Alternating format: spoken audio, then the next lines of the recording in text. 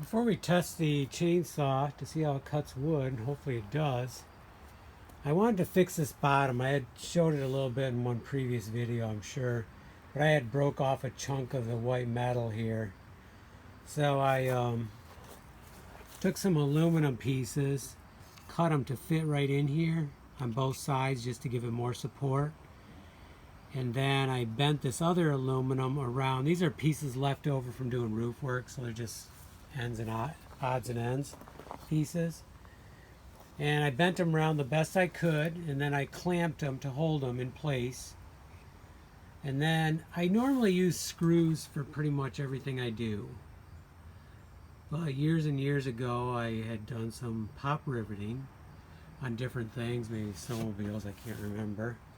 Probably was. And kind of forgot about this tool. And fortunately, a friend gave me this one. And it appears to be a really good one. It has different sizes you can put in. Even has a wrench right here to change them. And they store right there. So basically, you can watch some other videos. I'm sure they're even better than this one as far as explaining the pop rivet. But you pull the handle up to push the rivet all the way down. So you first drill a hole that size because you're going to slide that in there.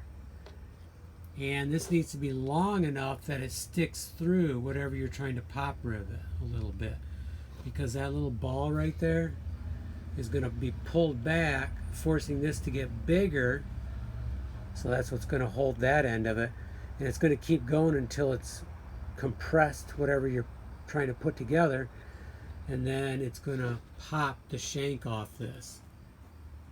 And you're going to be left with basically this after it's done.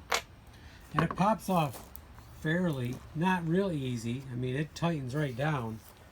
So I put the vice grips, I drilled the hole and then I put the vice grips to kind of hold this in, and then put the pop rivet in and go ahead and squeeze it down. You want this good and tight though, so it's good to, in this case, I want this in there, holding that in. Maybe I need to tighten up my vice grips a little bit.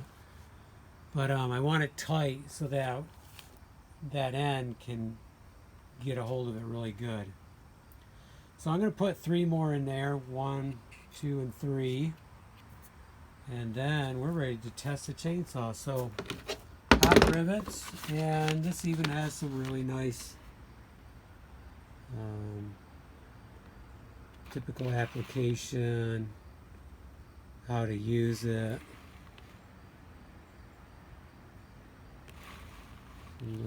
Guidelines, and then the size hole you would drill. So all in all, nice little set. And fortunately, when I was picking up some odds and ends, like an organizer, it was already filled with a bunch of stuff, and 3 drawers of it were pop rivets, different sizes. So I have a nice selection. I didn't have to buy, well, I did buy the organizer, but it was not much money at the time. Okay, so pop rivets, got to remember that. That's an option.